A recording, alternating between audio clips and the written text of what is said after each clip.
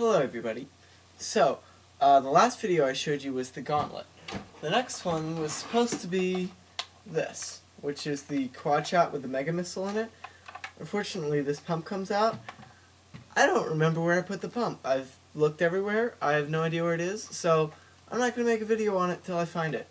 So you can just, see the paint job and the turret and the pump awkwardly hanging out the side. So, the last video you saw was the gauntlet. That was all PVC. That's up there right now. I think it was yesterday that I got up and opened up Firefox, and my homepage is Nerf Haven. And, well, actually, it's whatever the last page you were on, and yesterday it happened to be Nerf Haven. And there's this really fantastic member, I like all his work, whose name is SG Nerf, and he posted this homemade snap-like project entirely out of PVC. Now, I am fascinated by homemade springers. The most famous example would be the Plus Bow. However, I'm not too familiar or happy to work with polycarbonate. I've never been interested in snaps because of the trigger mechanism, but SG Nerf showed this, I don't think it's new, but his version of a full ring lock trigger. And I'll put a picture up here so you can see what the hell I'm talking about. He named this the R3L. I can't remember what they stand for, and I'm too lazy to look it up, but this thing is wicked. And I looked at this yesterday, and I was like, I'm going to build one. I've never built a homemade springer, but I'm building that. That's freaking awesome. So I did. What I started with is the breech, because at the time, it was at night, and I didn't have the materials to start the actual blaster, but I did have the materials to start the breech. So this is, basic 17 30-seconds breech, which is nested in 19 30-seconds. Excuse me, 9/16. So it opens, you load it, and it shuts. The locking mechanism is just string, because I didn't feel like cutting all the brass nubs and stuff. So that's it. It's just a foot. It's actually 11 inches. I had to cut it back. I can't remember why. So 11-inch, 17 30-seconds barrel. Now on to the actual modification. Or, not modification, homemadification? I don't know.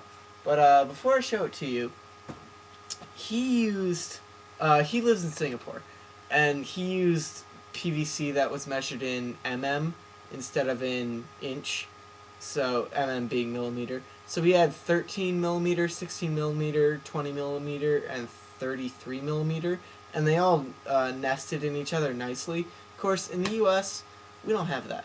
I didn't feel like, ordering and waiting a month for special PVC to come in, so I just went out to the hardware store and I took my best guess at what the conversions would be in inches. And I used a converter, but I was thinking this wouldn't fit exactly how he explained it. So I built everything just a slight dimension larger, and shaved PVC so it fit inside itself. So here we go. This is the blaster, and it is fully complete, except it needs a spring. I do not have a spring long enough for this blaster. Now the plunger tube is a foot long. I started with mine being a foot long, and this is a long blaster. So I decided, you know what, I don't need mine to hit the 140 feet that his hits. But then I thought, well, his 30 mm plunger tube converts to, I think it was inch and a little more than, or a little less than a half PVC. So I went with, little less than an inch and a quarter. I'm probably making no sense at all. My plunger tube is larger than his in diameter, but it's less in length. There, maybe that's simpler. So it puts out actually a little more volume than his original one in less space, so it's more comfortable because it's not this huge thing that I could like barely fit my hand on. Like I had to tuck it all the way back here to comfortably open the breech. It was ridiculous. So I went with this. Here's the catch back here. Oh yeah, so as I said, the spring isn't in it. But everything else works. So the trigger is just an elbow, and it moves this catch. I don't know if you can even see that because it's... I'll show you the schematic and you'll understand how it works. But it's really cool. So this pulls back and it would pull a spring, and then there would be a notch in here that the loop pushes down. I didn't actually put that in this plunger yet because I don't know how the compression rate of whatever spring I end up putting in is going to be. But I have a prototype plunger which it's beat up. But I'm going to unscrew a couple pieces in here so I can put this in and show you how it locks. So give me just a sec. So the nice part about this is there's only one piece of glue, and that's here on the side to hold a bracket in. The rest of it is entirely screwed together, so it's all modular. So as you can see, oh my god, where'd the front go? Hey, it's down here, not that hard. Everything can be unscrewed, completely disassembled for cleaning, which is nice. Let me show you. Look, this is the plunger. So right now there's no nook in it like there is in this one, because I don't know what spring I'm going to be putting in this. I have to order a spring for it. I'm not going to use a Plusbo spring because it doesn't actually fit around this, because this is a full piece of 1/2-inch PVC. So when I know the compression rate of the spring, I'll know where to cut the notch. But in the meantime, I have the one that I was just experimenting with.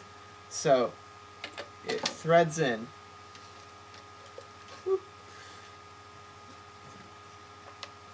So we're just going to pretend that the plunger tube is on it as well as the spring inside it, so I can show you how this works.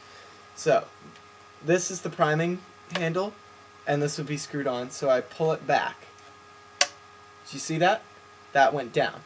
That's what catches it. Now I can't physically move this forward unless I pull the trigger, which is a 2-finger trigger, and then it slides forward nice and easy.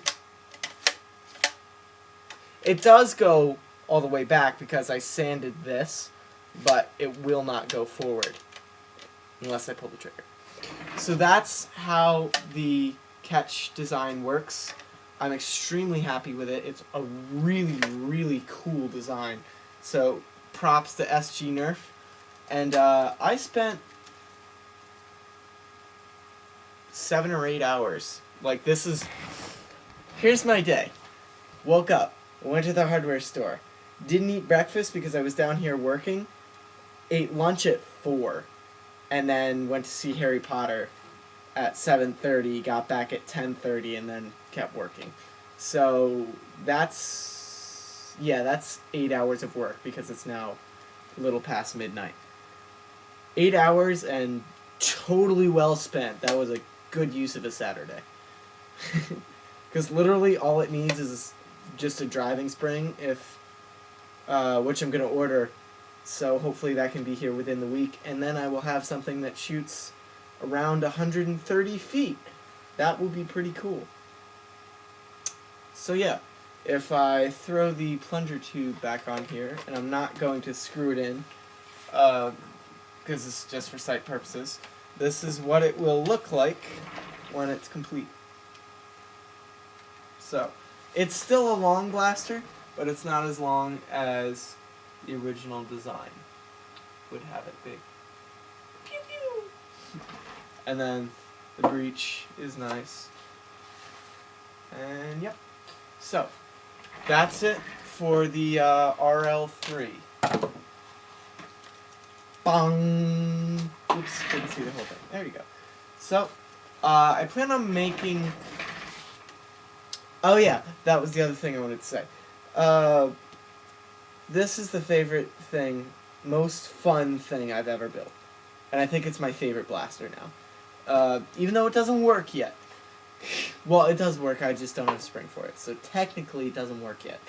But this was so much fun to build. There was a lot of tweaking. There was a lot of, well, gotta do this, gotta do this, gotta do this. But nothing was frustrating. It was just tweaking.